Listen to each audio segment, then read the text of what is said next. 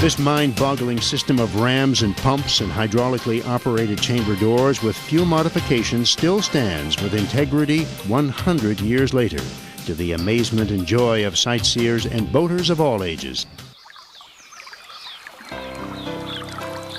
It is a fascinating mechanical monument to the engineering prowess and resourcefulness of Richard Birdsall Rogers.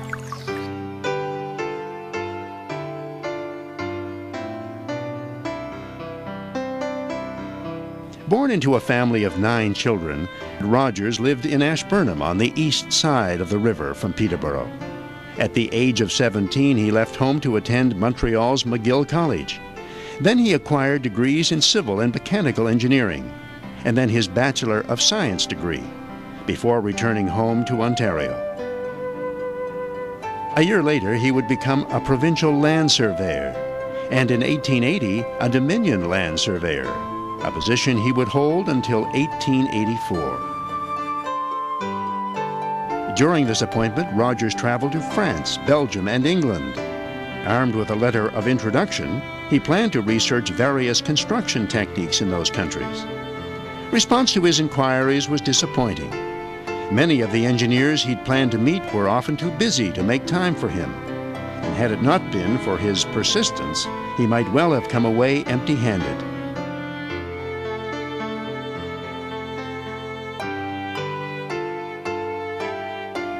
Instead, he returned with the information he felt he needed to move forward with his plans for construction of a lift lock, and with an enthusiasm that convinced the government of the day to move ahead with this unusual and cutting-edge project.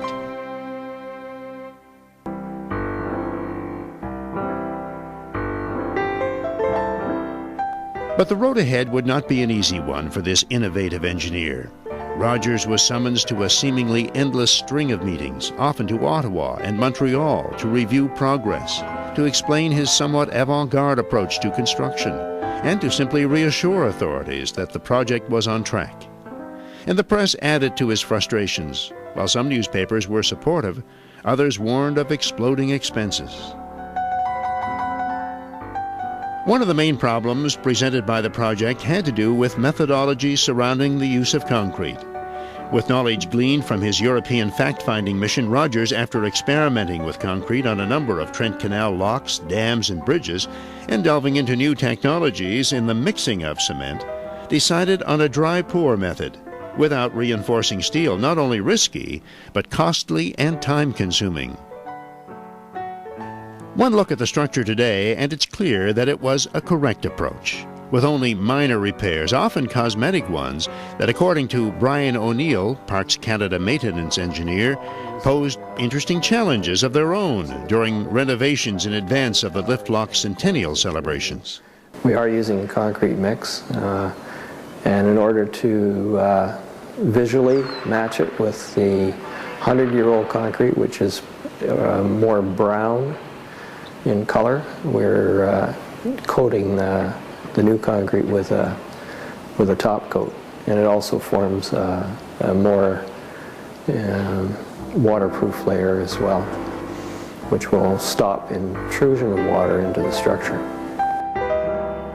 In all, nearly 20,000 cubic meters of concrete was used in the Peterborough lift lock construction, and while every effort was made to finish the concrete phase of the project by the end of 1901, it was not until early in 1902 that it finally saw completion, with very little ceremony.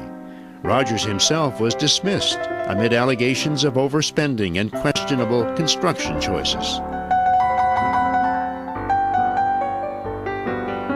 Despite a great deal of professional humiliation, ongoing court battles, and labor difficulties, Rogers' commitment to his architectural dream never lessened. This remarkable man was, of course, years later vindicated. His methods and construction choices found sound, his dismissal blamed on political conspiracies. Eventually, he would be highly acclaimed for his foresight and skill. He certainly pulled it together, and he brought design and information together to build the lock that nobody else was doing. He looked at the locks in Europe, he picked the best parts of them, and he was able to come up with a structure in Canada that was better.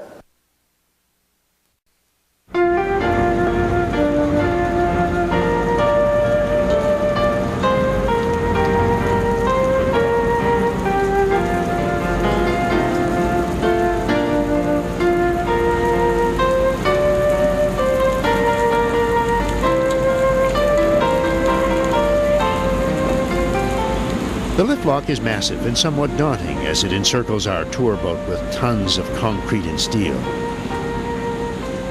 Two massive steel chambers, 42.7 meters long by 10 meters wide and approximately 2.1 meters deep, are supported by trusses and girders resting on two cast iron rams. When filled, each chamber weighs 1,500 tons. The cast iron rams or pistons fit inside presses or cylinders that in the Belgian lock were made of cast iron as well. The problem, cast iron has a relatively weak tensile strength. So in the Belgian structure, steel bands had to be installed around the presses to help them withstand the enormous pressure.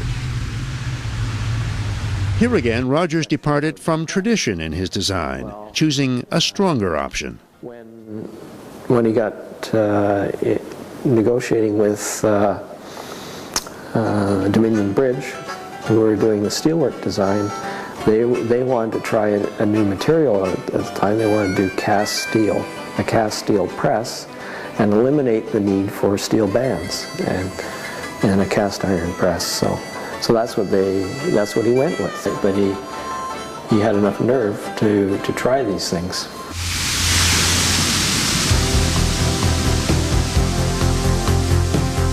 The system of raising and lowering watercraft is remarkably simple.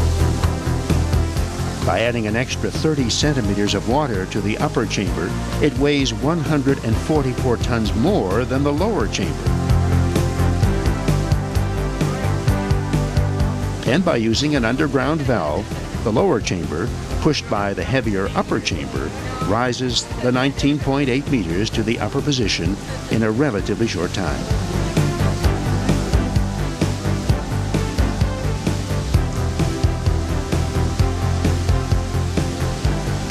The Peterborough lift lock was designed as an improvement to the conventional lock system that consumes an enormous amount of water and takes substantially longer than the estimated 10 to 12 minutes it takes to ascend or descend that nearly 20 meters made possible by the lift lock.